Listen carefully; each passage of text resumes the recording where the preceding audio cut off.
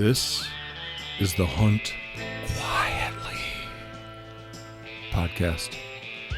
I'm Matt Ranella.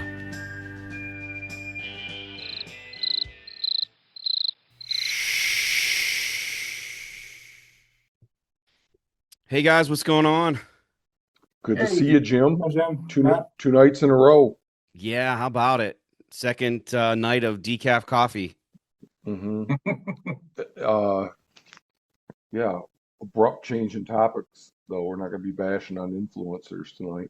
No. All right, Tyler, Adam, you guys know who Aaron Snyder is? I don't. No, I've heard the name. He's been a big time mover and shaker in the hunting space, but one of the big shakeups in the hunting sphere in the last 10 days has been that a private investigator got a video of him absolutely brutalizing a coyote and turned it over to a newspaper in Wyoming. And this guy, he's a big shot in the hunting space. And he lost his job. Oh, geez. And is facing a lot of venom. Yeah, it just looked really bad. It was a really bad video. Very much energized non-hunting, anti-hunting groups, you know. So yeah, that's what we're podcasting about. It's funny, we were just talking before we got on here about how little of that type of stuff we personally consume and how we don't really we don't really participate in the social medias beyond, you know, the proud parent pictures. Yeah. But, good for you, man. Yeah. I hold my nose and look at it just so that I can comment about it intelligently. Well, Tyler, Adam, you guys want to introduce yourself and tell us about your positions and what you do. And if anybody's wondering, we're talking Pennsylvania and the Hunter Access Program through the Pennsylvania Game Commission. So welcome, guys. Sure. Yeah, thanks, Jim. My name's Tyler Strohecker. I'm the director of our Landowner Resources Office here at the Pennsylvania Game Commission. And, you know, the Landowner Resources Office, it's the LRO. We're a new office with the agency and proud to be here. And right now we house 4 programs for our state. So the Hunter Access Program, the Certified Hunter Program, our Deer Management Assistance Program, and our processor management program to help out with HSH and different processors across the state. And we were formed. What's an HSA? HSH, Hunter Sharing to Harvest. Oh, okay. Yep, our chapter here in PA. So, we were formed really out of I would just say out of the foresight from our leadership to see that, you know, access is continually changing and in most cases being limited. We were seeing as hunting behavior changes and landowner behavior changes, how do we support our landowners and our end users, our hunters in these programs? And we were fortunate enough to create this office, and you know, we're going to be that extra level of support to ensure that wildlife management goals are being met through hunting and trapping needs. So we're excited. We're new, but we're excited here. Yeah, I'm Adam Hicks. Yeah, I do the Hunter Access Program for the entire Commonwealth. You know, it's a really long historic program, kind of different from how the LRO's new Landowner Resource Office. The Hunter Access Program has been around since 1936. You know, it's been a keystone of what we've done here at the Game Commission as far as getting access to private citizens or hunting folks to private properties. And you know, it's been around forever, and we've had a lot of good folks here internally building this thing up to what it is. And now we're just doing a big change, kind of a revamp, trying to bring it up, modernize it, and you know, and Tyler and I are part of leading that charge. Sweet. How many acres are enrolled in it? It's a great question. We're adding to it every day, Matt. We're at a few 100,000 right now. Yeah, we're at a few 100,000. Yeah. roughly about Okay, so 1,000. we had a preliminary discussion a few months ago, and it sounded like there were properties that were enrolled, but you couldn't hunt them, stuff Yeah, like that. we should go Weird back and stuff. discuss that. Yeah, because there was the program, like you said, which was really surprising that it's been involved or existing since 1936, which is just crazy to think that there was a need for access in Yeah, yeah. 1936. But yeah, so tell us about like the shortcomings of the program and what changes you guys are making to the program. Sure. I think, and not to sound cheesy, but I think the shortcoming of it is that it got so big. It was probably too successful that we had 13,000 properties that we had mapped in this program. 13,000 across the state with millions technically acres that were that we had agreements with folks that we could have hunters go use. Now, for an agency our size, 700 folks across, the Commonwealth, that's a lot to manage and be able to keep track of. As we all know, land is, open access land shrinking every year. We're losing farms. So to be able to keep up with all of that for all those decades has been a pretty monumental task. And so we got to the point here where we decided that it was time to like kind of reconcile and figure out exactly what is out there. We have all these agreements with folks that, for long-standing 10, 15, 20, 30 years with farmers that, that are in our cooperative program, but we haven't got a chance to go check up with them to see, is that farm even still there possibly? Did it get sold last year and now it's a Wawa? We don't know, so we had to go out and kind of check on and see what we're doing. And that's kind of where we got to the precipice of like revamping the program entirely to make it more transparent for, landowners that potentially want to join the program and for hunters that want to participate in the program. Oh, So a by Wawa that, is a grocery store, by the way. What's that? I said a Wawa is a grocery store, by the way. So from that, I infer that these people aren't getting paid, because if they were getting paid, you'd know that they were still there. Correct. So what's their incentive for being enrolled? We do provide some incentives. We offer seedlings each year for them to plant. They get a free game news magazine from us each month. They get discounted license if they have over a certain acreage.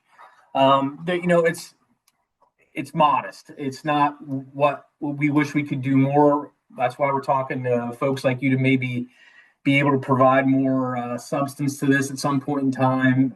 We have ideas moving down the road with a new program and maybe provide some type of banquets, some type of thank yous that are more than what we already do. So a lot of things are in the works, but you're right. We don't pay. If we were paying, we would definitely 100% know who's in the program and who's not. So yeah, that's definitely the case. We've been very fortunate when you think, I mean, most of the landowners in this program are in it for pretty altruistic reasons. They wanted to open up for hunting. They wanted wildlife management. But as you both are well aware, that culture, that sentiment that landowners have is changing, and that's certainly evolving how they look at hunters, whether it's leasing culture or liability concerns or different things like that. We started to see that a lot of the properties we had, the old system was an orange dot on the map, which worked for a while, but we started hearing, landowner doesn't allow this now, or they don't allow that. And we didn't have ways to capture that or really set hunters up for success. So with this evolution, we're providing a lot more flexibility for the landowner to spell out what they will and will not allow on their land, and just give more tools and resources to hunters, so it's clearer for them to get on and access more ground. Are the properties mapped in some way? Is there a layer on Onyx? Yeah, so we're using the county parcel layers that actually show the boundary lines, and we have it in our own. We've built our own system in house, and to give a couple people a shout out here, because this has been a monumental lift over the last several years. Our IT team has built our own proprietary application for us to use and for the public to use, with its own landowner portal that the landowners can actually make their own portal to go in, see their agreements, see when things are signed. And they can notify us through the portal to let us know if, there's been a change to the properties, whether, they gained more property they want to enroll, or they actually sold off some property. Our GIS team we have 6 hunter access technicians that are placed throughout the Commonwealth that are actually going out and meeting with landowners on a daily basis and showing them on their iPads, their parcel layers, and where they can actually like make amendments to it and put in like restricted areas, safety zones, thing of that nature. So You got 6 people doing that full time all year round? Yeah. Jeez. Yep. That's crazy. Yeah. I mean, eventually that'll be a job that's done, right? Yeah. I mean, yeah, there's going to be a finality to it at some point, I guess. But I mean, I don't know when that's going to be, just due to the amount of work we have. It's a lot. Man, that's wild. So with this app, could I have this app on my phone and see where I am on the map? Like, is it GPS coordinates? Like, there I am. There's my dot. I'm on the place. No, it's not. Now I scooted off onto the private. I better get back over. No, there's a big buck. Maybe I won't. Maybe I'll just stick it out over here. Now, we don't have it for iOS or anything like that, so it's something that you could go on to our website and access it through there. I will but you can't use it for navigating in the field. Not yet. So we've had some discussions preliminarily with OnX, and there's an appetite there from both sides to get our hunter access cooperators all in that mapping layer system, similar to how we have like our deer management assistance program. The hang up right now is we're adding so many properties and those map layers are changing so fast. The data dumps that would have to go to OnX would be extreme. But I'd like to say, without, put it in pencil, not pen, but I think we can find a way in 12 months when we slow down and we get the bulk of our cooperators enrolled and we have all that GIS mapping data together, where we can do a one big file transfer and then just continually update with OnX to do exactly what you're saying, Matt. So I think that's going to be a future capability. We're not going to have it in 2026, but I think it'll come down the pike before too long. What was that thing you said? You agency guys use so many acronyms. Well, we're good for deer management. What? Yeah, so DMAP, Deer Management Assistance Program. So that's a program we have in Pennsylvania where both public and private landowners can get additional antlerless deer tags based on certain criteria such as acreage, deer damage, things of that nature. So we manage the deer population at what we call our WMU. So I'll give you another acronym, our Wildlife Management Unit level.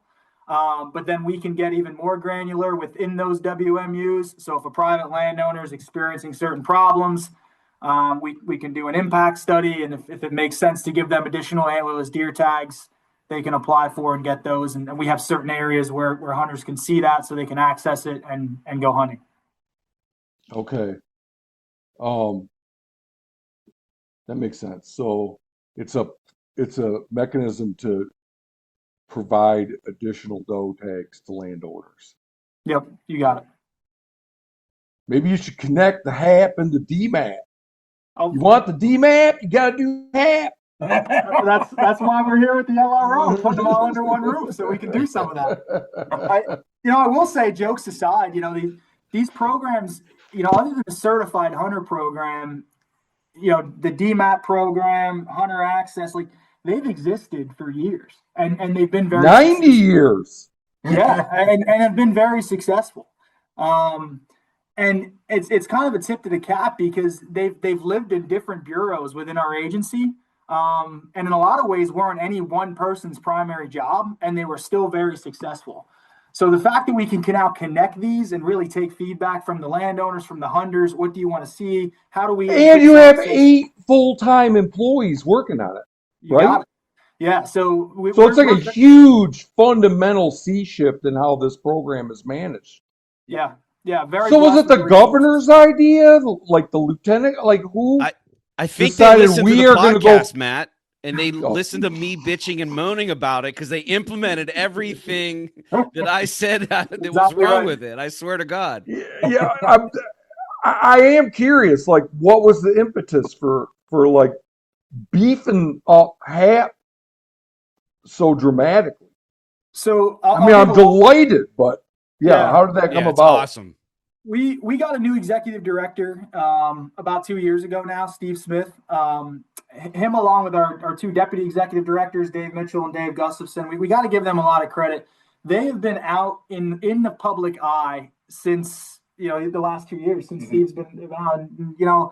Whether it's Farm Bureau meetings, whether it's township meetings, whether it's larger scale, like state senator or rep having a meeting, or a town hall, or progress days up at Penn State, or whatever the case may be. We heard it pretty loud and clear from our hunters and our landowners that, hey, we have some things that work, but there's other things that need to be better. And I'll give them a lot of credit. They say, hey, how do we fix these? And very solution oriented. And here we are. So, it's been a journey, and it took that feedback. But sitting down, I mean, we focus group with landowners. How do we open up access? Hey, you used to be a hunter access cooperator. Now you're not. Tell us why. What can we do differently? And then through that, these programs got built and evolved. And the old program was still great, by the way. You just had to do a little bit more legwork and try a little harder. I mean, all the components were there. Man, I told you this story on the podcast a couple years ago where I looked on the map. You could see where the dots were, and then you would have to figure out those addresses and go and door knock. Well, I did that. And lo and behold, they're like, yeah, you could hunt here. Go next door and ask them. And then I did that to several neighbors. And before you know it, I had 3 consecutive farms with several hundred acres of access just by door knocking. So the program was there. But now it's like you said, we had a preliminary discussion. You guys showed us the map and the GIS, and it's top notch. Yeah, there's been a lot of work put into it. I mean, it's even broken down to the point where you can go in and search by, level of game you want to do. Like we have you can go in and just click a button and say, hey, I just want to look for trapping properties. You can click on trapping, and it's going to sort of show you on the map layer what properties are open for trapping. Waterfowl the same way. Then we have it broke out into big and small game. So, I mean, for the advantageous hunter, there's been no better time to be using this program than this year coming up, because you can access a lot of property and really be informed when you go there. You're going to know exactly. So whenever, for example, one of our folks meets with one of these landowners, they fill out a land usage guide. It says exactly what this landowner wants. And we're answering a lot of questions for the hunter right up front. Like, hey, no blinds, no tree stands, no ladder stands. Hey, we don't want rifle, but we do allow bow, vice versa, whatever. You can know all that information up front. And we have it broken out into access levels too. So the landowner can sign up and put themselves in whatever access level they feel that they are comfortable with. So there's different levels of this as well. And what are those levels? So the first one is open access. So essentially that's the landowner that says, you know what, I have X amount of property. I don't have any restriction as far as you don't have to come and talk to me. I'm just open to hunt. Come and park here. We even got down to the point, and you'll love this, even on the GIS and on the layers, we even have the parking spots mapped. So you don't have to guess with that. So you can actually print that map out whenever you get onto our website, and it's going to show you where the parking spot is. You go there and park. You have the land usage guide. It says, hey, we're open to hunt. We don't have to get permission, but here's what we do allow and don't allow. So all those questions are answered up front. And this is like a tier system, correct? Yeah. So yes, it's 3 different levels. So, and then the middle one is reservation access. This one's kind of our heavier IT lift. So again, I have to give a ton of credit to our IT team. So this one is the landowner wants to have like a restriction on number, and they also kind of want to know who's coming and going. So as the hunter, you go into the website and you can reserve a day to hunt on the property. So you have to put in your identification number, your date of birth, and you reserve a slot if there is any slots open for that particular day. And then the landowner gets notification in their portal or via email that says, hey, John Q. Hunter's coming this day, and then you can go and hunt. That is yours for the day.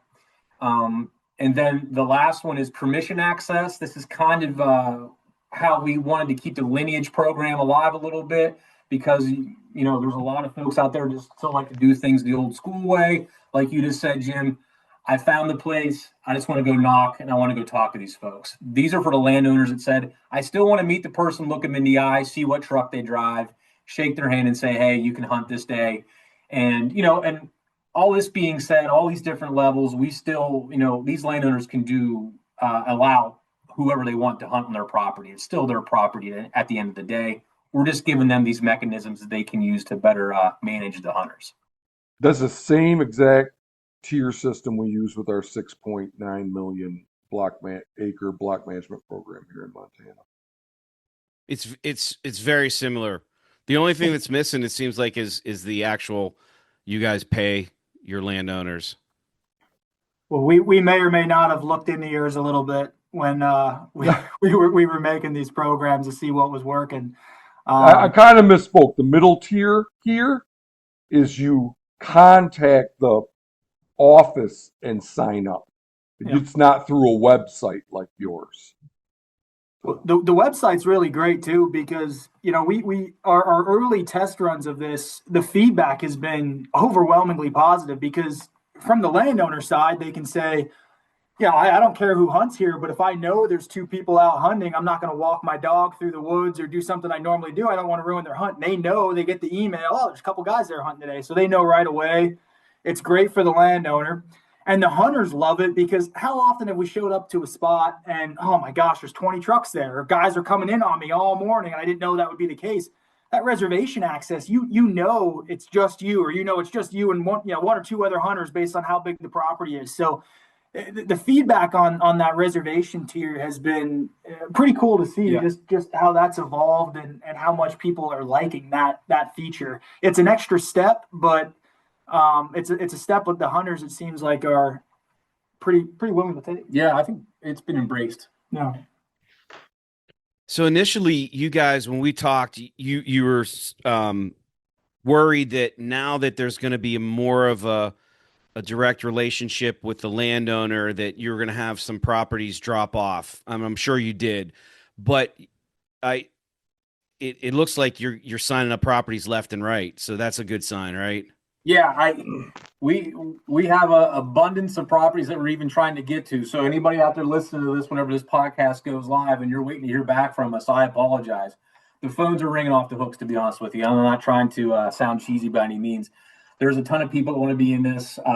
There's landowners. Yeah, landowners. Yeah, landowners. I'm telling you, it's pretty heartwarming when you show up to some of these folks' farms and properties, and they say, my grandfather had this open to hunt. He never put up posted signs. My dad never put up posted signs. He let anybody hunt here that wanted to hunt here, and I'm going to do the same.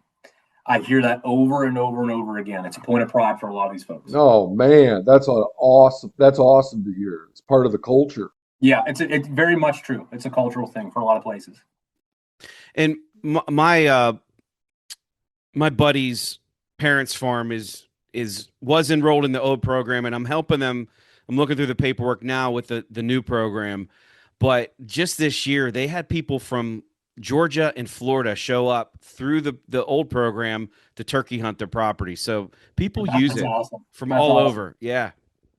Yeah, I tell you what, it's a slow process, but taking the time and intentionality to sit down with these landowners too, I just feel like it's a step we can't miss. Like every landowner takes us 45 minutes to an hour, and then this is, we're having a cup of coffee with them on their kitchen table. You get to hear about the history of the farm. A lot of times, hey, you want to walk it? Like, absolutely we do. Let's go see this place and map it out the right way. And it takes more time, but it's for me, it's you guys clock out. You clock out when you're jacking the jaw with these guys and walking around, right? You clock out.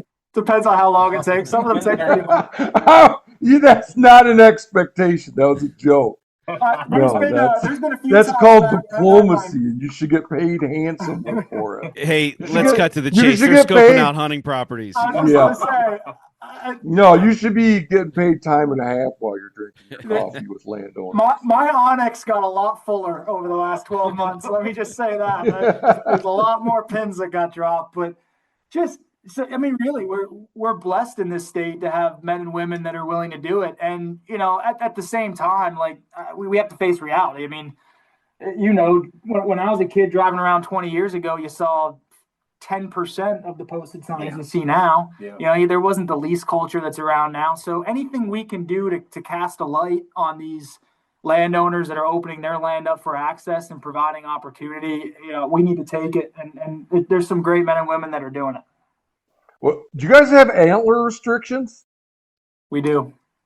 Oh, see, what I would recommend is you get rid of them. If all the deer were forkies and 3-points, then access wouldn't get commodified as much. You don't want bucks running around that are over a year and a half old, because that's when stuff get leased up. You know. Well, hey, they did a good job of that. I mean, they wanted to crucify Gary Alt for proposing that antler restriction, because it used to be like you saw a spike, it was down, man. You saw a legal buck or any buck, you shot it. But now, that was Michigan growing up. Yeah. All the years I lived there, I never saw a 2.5-year-old buck. No kidding. And I moved away when I was 27. Wow. Never once saw a deer that was over a year and a half old. A buck. Yeah. I mean, my father grew up hunting in the 70s and the 80s, and first deer he ever got mounted is a spike, and it meant so much to him after all them years of hunting. Maybe I shouldn't say that, Dad. It's a great spike. I'm proud of you.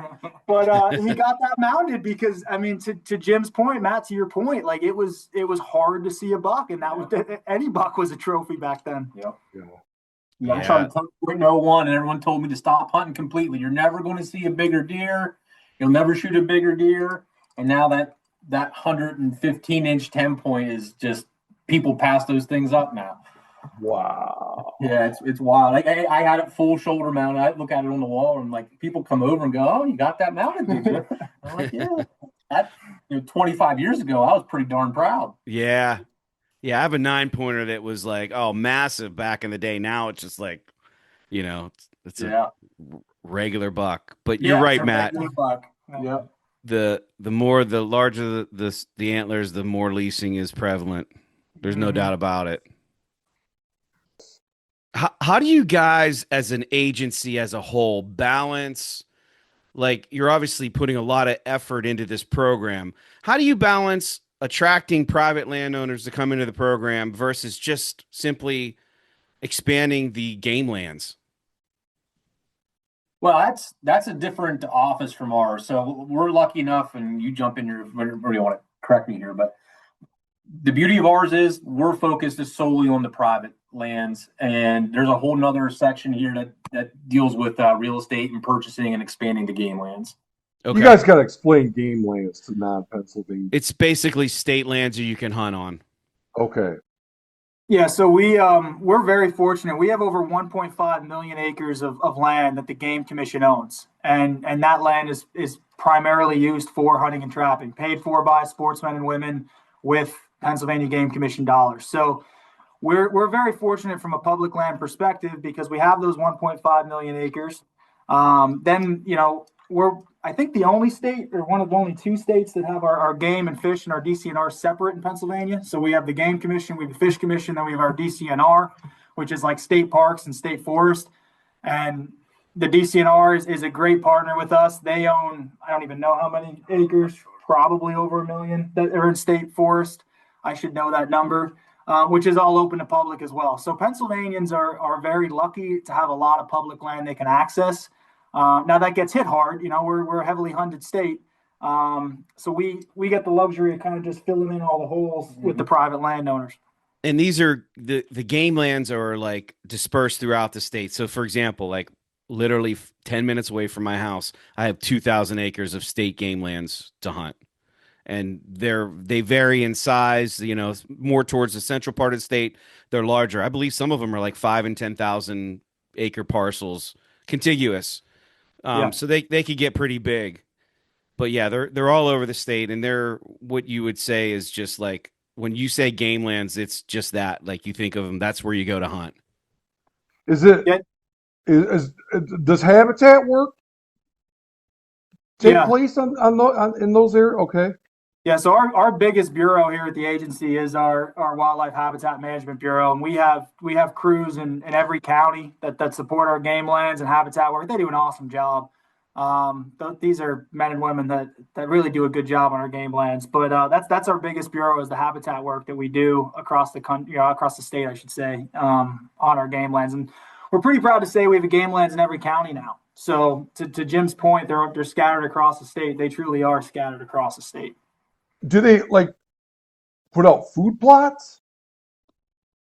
Sometimes, we've anything from managed dove fields to forest regen to, I'm a little out of my depth here, Matt, and everything they're doing, but, edge cutting to, I got invited, they did a whole conference. They had several speakers come in, but, how do they get early successional forest growth and good season forbs for deer? And, they're not managing just for deer, though. That's the other thing is, based on the habitat, it's deer, it's bear, it's small game, it's, birds. It's a little bit of everything. So Fire. yeah, they do a lot of prescribed fire. And I've seen standing corn on game lands. Yeah. So In that case, is it being grown just for wildlife, or is there a farmer that's leased out the farming? I'm not positive. I think it's just for wildlife, at least in my experience, like for our managed dove fields and things like that, that's just for the wildlife benefit. They don't actually farm it. So I'm pretty certain to say that. Yeah, game lands could be awesome and it could be awful. I've had both experiences on game lands. Awful, just being overrun with There's dudes. just so many people, yeah. But they're hunting there for a reason, Yeah. I've gone out first day of pheasant with my dogs, and I've seen license plates from South Carolina, North Carolina, Maryland, Delaware, all on our state game lands, which is awesome. They're getting used. But well, I think that's why your program is all that much more important, because we need more access. Yeah. So as good as the game lands are, this program is even more important. Well, this program will make the game lands better, right? Yeah, exactly. Yeah, if we can relieve some of that pressure and those heavily, game lands, those game lands that are probably overhunted, if we can relieve that pressure, get them spread out and where other game is, absolutely. And another thing we heard a lot of is, unfortunately, I subscribe. Maybe I'm an optimist, but I think 90% of people out there are doing the right thing. They're good sportsmen and women, but as you guys know, it's one bad apple can spoil a bunch. And we've seen a lot of access lost because we talked to a farmer, we talked to a landowner. Hey, I used to be in the program, but a gate got left open and my steer got out and I swept it on the rug. And then the next year my field was all rutted up because somebody drove through it after a rain, and I just can't continue to do that. Some of the programs we have, like with the reservation or the permission, they have to input their information. So, I hope we're not going to have to use it too often. But if a landowner calls us and says, hey, the individual that reserved my place last Saturday, XYZ happened there, and then it happened again, we can pull that CID number and have a conversation with that hunter. We could potentially remove them from being able to access the program. So our goal is that if we have some bad actors, we can get them out of the program before we're to the point where we're losing access, and we have a little bit more control over, anybody that would be doing something detrimental to the program or the landowner. Yeah, that's great. Yeah, Accountability. It's really cool to have those mechanisms in place to help keep the program clean, per se. Yeah. And these folks are going to be more inclined to behave responsibly, knowing that you guys have their name. Exactly. Yeah, there's a little bit of accountability. Yeah, 100%. We saw that. I touched on that certified hunter program. We piloted that last year. We're expanding it this year. And in order to be in that program, you have to meet certain qualifications to become certified, and then it functions. Yeah, could you explain that program? Yeah, of course. So the certified hunter program was really born from a lot out of our agricultural community. But we had certain landowners that were truly overrun with deer, specifically. I grew up in Schuylkill County, and we're pretty rural. We're pretty heavy agricultural, and it was kind of like an assumption that the first few rows of every ag field are going to be destroyed, and farmers live with that. You get 85 to 90% of yield, and that's fine. We were going to some meetings and we were hearing, hey, I have 70, 80, 90 acre fields that I'm getting nothing out of. And we're Appalachian Mountains, so that's kind of, we don't have 300-400 acre fields, and by and large it's usually that 50 to 75 acres a field. And when they're not getting anything, I got to be honest, I don't know if I bought it right away until I went out on some of these farms and we saw that, and then we talked to landowners and they said, well, I need more hunters. And we'd go to like the sports show here in Harrisburg, the Great American Outdoor Show, or there's the farm show the month before that. So frustrating. We'd have a landowner come up to us and complain there's too many deer and they can't find hunters. They'd leave, and 5 minutes later, a hunter would come up and say they can't find deer and they can't find any land to hunt. So we talked to those landowners and said, why aren't you having access? Why aren't you allowing public access? And some of them were, but a lot of them weren't, because they were burned by, what we talked about earlier. And so we said, well, what if we had a certification program that hunters had to go through? Would you open up your land to public access to that population? And we crafted that. So certified hunter is, hunter has to be hunting for 5 years. They have to have a clean game record with us, and we run a criminal background check on them. We actually send them a 100-question test that's based on hunting efficiency, hunting ethics, landowner relations, how to treat a farm. If they pass that, then they actually come out to one of our game lands. In fact, we have a shoot on Sunday where we're going to go out and they got to qualify with a rifle and or bow. And if they do that, then they're a certified hunter and they get access to all of the certified hunting land. They get access to some e-tagging capability, which we don't have as a state as a whole yet. And in a lot of ways, a longer season to harvest antlerless deer. So we had a pilot for that last year. It's worked great. But to your point, we had a 0 incident rate with all of our hunters last year because there was that accountability piece. And these hunters realized they were getting on some of the most game-rich properties our state has to offer. And it's kind of growing like wildfire. Our waiting list is longer than we can get to. We're working through that. So that's we're trying to push people to hunter access. That's our first and foremost priority when we talk to a landowner is let's get open access. That's what we want. But if we're hitting a roadblock and that landowner wants the hunting but is a little hesitant, certified hunter is a lot of ways a good segue to get them into it, and hopefully we can graduate them to a full hunter access cooperator soon. Oh, but even if you can't, that's fine. Yeah. Right? Yeah. That's, I mean, that's so not awesome. too much. That's not too much to ask. Like Nope. that you go through and that really does soothe some landowners' concerns. Like for some landowners, that's the difference between letting somebody on and not, is if they are certified or not. Absolutely. And they know that these folks aren't convicted felons. They know that they're not out there poaching. And I think what also gives them that lot of peace of mind is what we talked about with reservation access is if there is an issue, they can call us and we know exactly who was there. We can just pull the reservation. So it makes it so much easier. Yeah. If I lived in Pennsylvania, I would become a certified hunter and I would discourage other people from becoming certified. I'd be like, it's not worth it.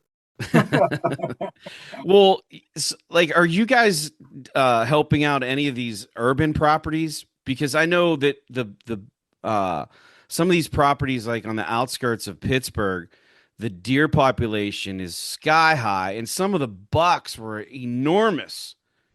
So oh, sorry, Jim, I cut you off. No, go ahead. I was just going to say, I get so excited about it because I'm not going to say the township, but I'm going to speak at a township supervisor meeting next month. That's where our big growth is going to come from with Certified Hunter. The municipality outreach has been through the roof because, to your point, these suburban urban areas, they need to know that the people they're getting in there, it's pretty much all archery equipment, but they got to know they can shoot straight and they'll be ethical. You may be dealing with a dead deer in somebody's backyard. So having a little training, having that responsibility for Certified Hunter has been huge. So the suburban, urban, and municipal ground is going to be a huge growth vehicle for that program in the coming years. That's so awesome to hear because, Matt, I think I was telling you there was like these businesses popping up that were trying to go in for hire to take care of these deer populations. And I'm thinking, why would you have these companies go in to pay them when you got people that would kill to get access to some of these properties. Yeah, I've heard of this in other states as well. Not just Pennsylvania, where they're hiring hitmen to take out the deer. Yeah, and it's just it's Meanwhile, taking the hunters have no place to go. right.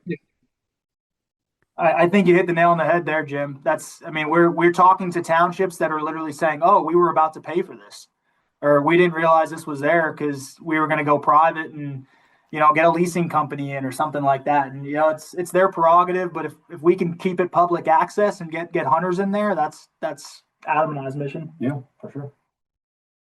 Yeah, that makes me warm and fuzzy. Yeah, that's great. Especially I have one of my buddy's one of my buddies, his son had some access to a property outside of Pittsburgh, man, and he had some slammers. I'm not gonna lie, I didn't hate my time out in the Southwest around Pittsburgh last year, meeting with these landowners. I don't know how the buck gets so big. I really don't. It's like, what are they eating? Flowers and shrubs? Man, sounds like people need to hunt closer to town there, huh? Honest to God. Oh, There was some real nice buck taken, and that's kind of the beauty of it, right? Is there were some landowners that are like, yeah, they can shoot a buck, but we have too many deer. We'd love to see some doe taken too, and we can kind of tell the certified hunters, hey, take a couple doe off that property and then shoot your buck. I think you owe it to that landowner if that's what they want. So we've been blessed. We had some really good sportsmen and women in the program and getting us off. And right now it sounds so cliche, but I look at it like we're trying to climb a ladder, and there's a lot of rungs in front of us yet. Like we're early stages, but we're trying to keep manageable growth and ensure we're walking before we run in some of this stuff. But it's very exciting. Do you guys think that the future of the program lies with paying the landowners like Montana and block management? Do you ever see that becoming a reality? That's outside of my scope right now. Like Tyler just said, I think we're looking at the next rung, and that is really just trying to get every single landowner that we can get that wants to join right now for what we currently provide. Yeah. And also, like I mentioned before, there's things that we do have within our control, and that's like, we would like to really start doing like regional banquets and stuff like that. Maybe partnering with some NGOs to maybe provide some work days, things like that. There are things within our control right now at that moment as far as LRO goes.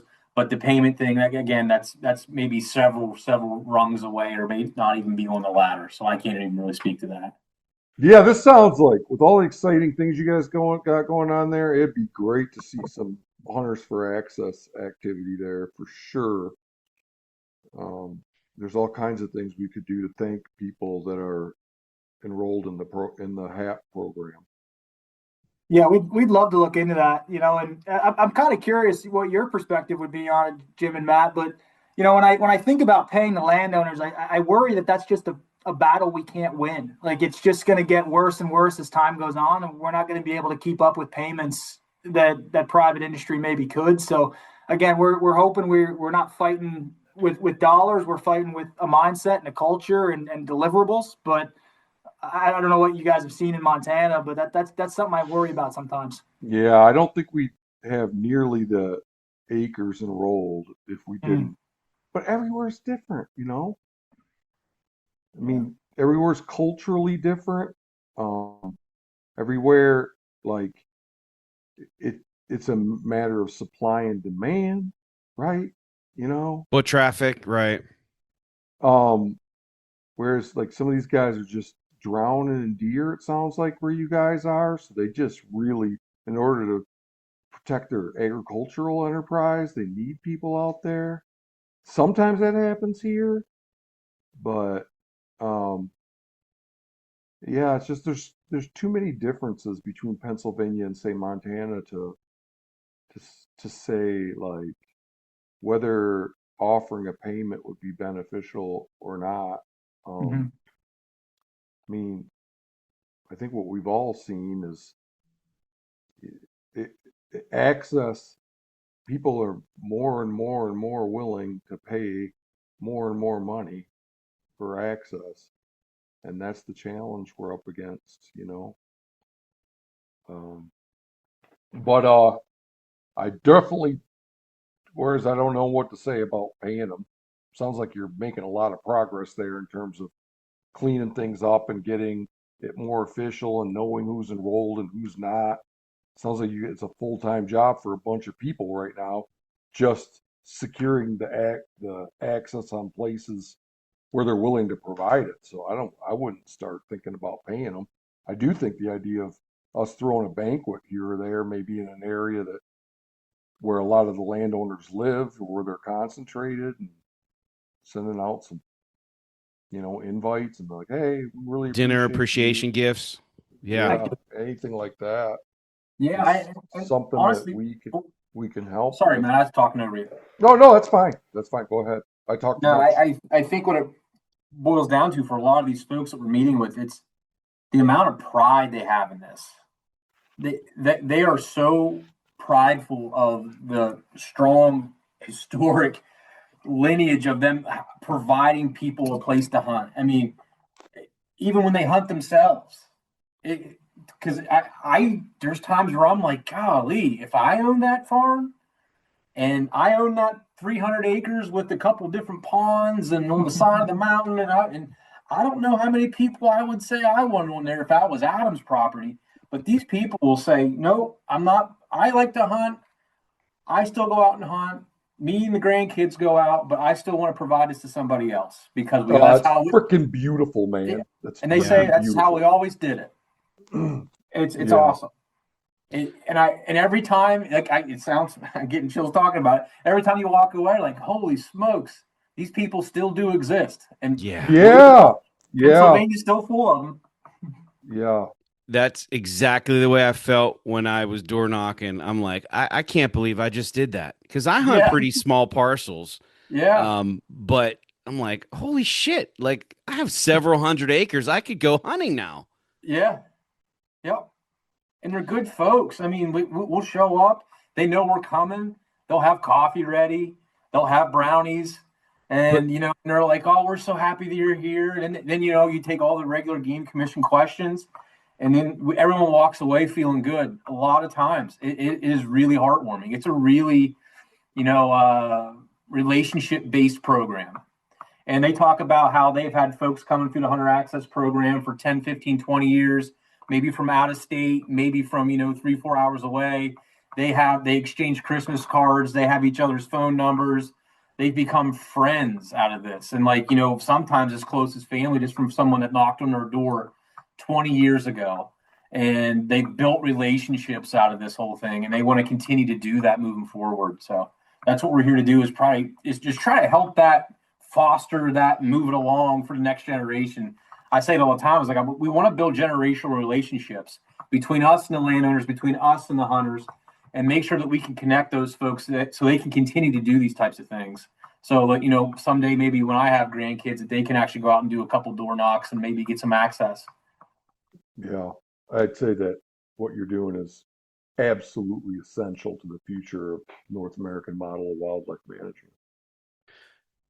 But Matt, why don't you share, like, I know we've talked about it, but how far and how much these landowners appreciate the gifts and the banquets, where guys are literally like, old timers, hardcore ranchers and farmers are like just so appreciative of the Oh gifts. yeah, yeah. It has an impact.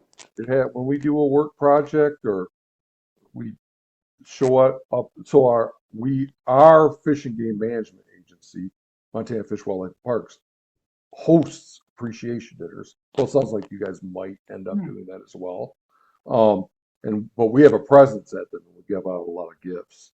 And yeah, they are very impressed. We have farmers and ranchers come up to us at these dinners and call us. And we had a landowner last year get up and give a speech about us coming out and helping them for a day and how much he appreciated it.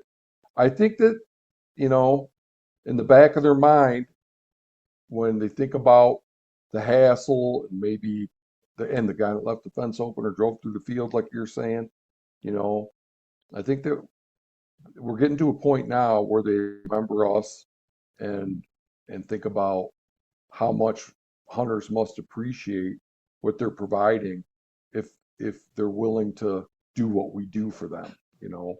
So I think it has an impact. I really do. Well said. Yeah, it's something we have to look forward to. And we talk about it all the time here in houses. You know, what can we do next? What can we do more? It's yeah, all these I'm folks so are glad pushing- you guys are thinking about that and like Yeah, no, it's really contemplating it, because I mean, we're talking about the future of high quality, publicly accessible, non-pay hunting, you know. Well, I think you said it well too. When it's almost inevitable dealing with humans when something comes up, right? Somebody ruts up a field, the farm changes hands, the property sells.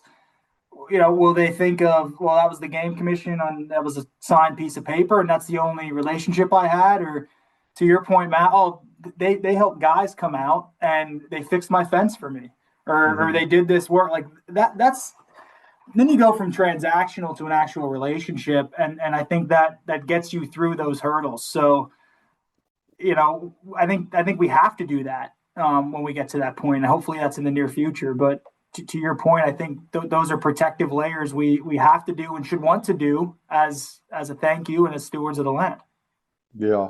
Well, it's obvious you guys are pretty passionate about this. I mean, it's 9 o'clock at night on a Monday, and you're taking the time to do this with us. So, no, I appreciate you guys giving us the platform to talk about it.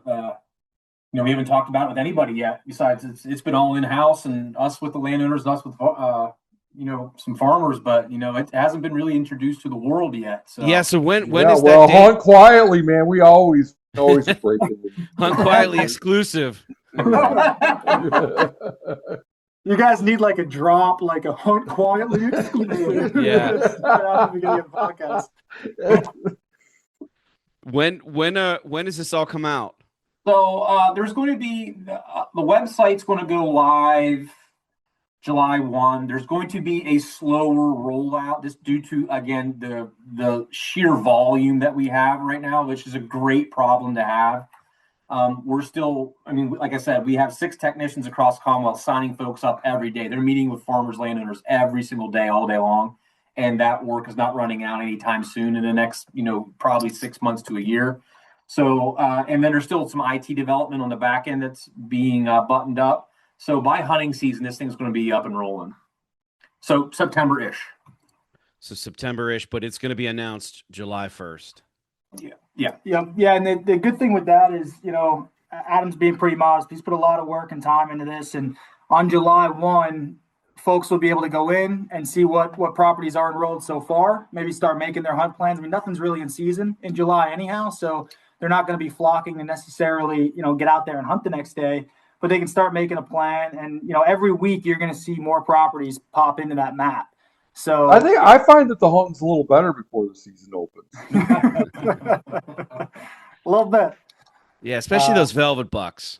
Yeah, I took a call today. A super nice guy, and scheduled him for a visit, and he goes, "Hey, when's Pennsylvania getting a velvet buck season? I just want to put a velvet buck on my wall before I leave this world." So I wouldn't hold your breath, but that's good. When does archery season open? It opens before rifle season, right?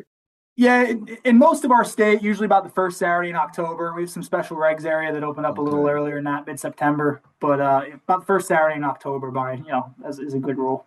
Okay. But So nobody ever shoots a velvet buck there. Well, what about the September stuff you're talking about? Any then? I've never seen one Okay. shot. Yeah. Okay. Yeah, those But, special regs are like a week earlier, or are they actually September 1st? I think they're 2 weeks earlier. Okay. I think it's mid-September, and it's outside of like Philly, and I think there's a zone outside of Pittsburgh too. I'd have to look at the reg book exactly. Yeah, 2B. Yeah, exactly. That's where it is. Yeah, you got it. So, but yeah, hunters. I think the early adopters of this program are going to make out like bandits. I really do. I think if they get in this map and they start looking early, they're going to find some real nice places to hunt. Yeah. Yeah, I'd say. Matt's planning his trip out to you, Jim. He'll be getting Yeah. certified. Yeah, and checking out the map soon. I might retire there. We could document it, release it on YouTube.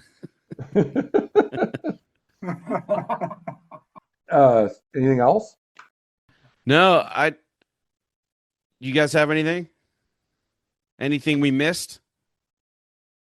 No, as far as hunter access goes, no.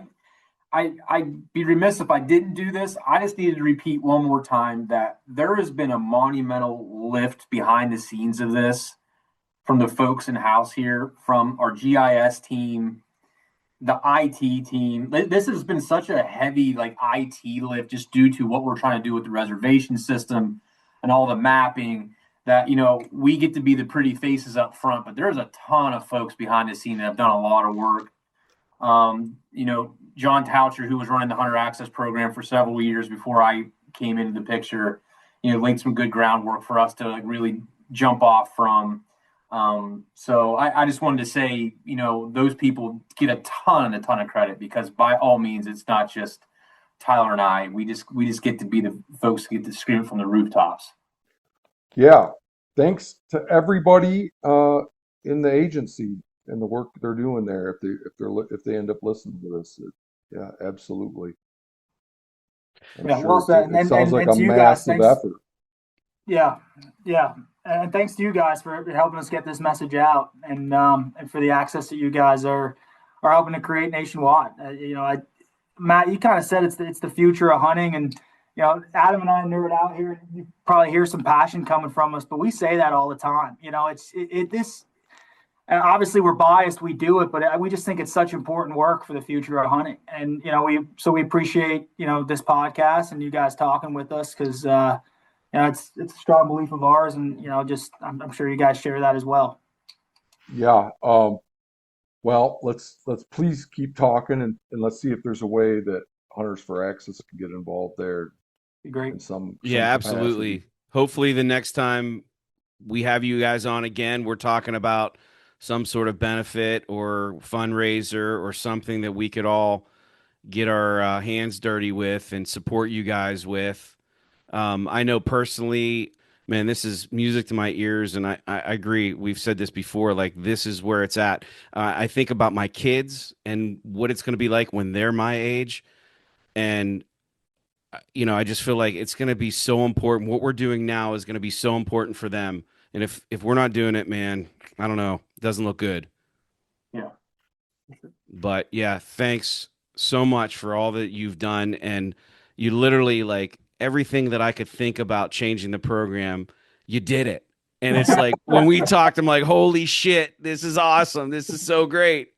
Well, thanks for saying that, but it's not perfect, and that sounds cliche, but we, in a good way, we're getting some feedback here and there, and try to make minor tweaks, and how can we make it better, and having the resources we have right now, and the support and leadership, I think we're able to do that. So bring your ideas and bring your criticisms of it too, and we'll make this thing better and make it work for everyone.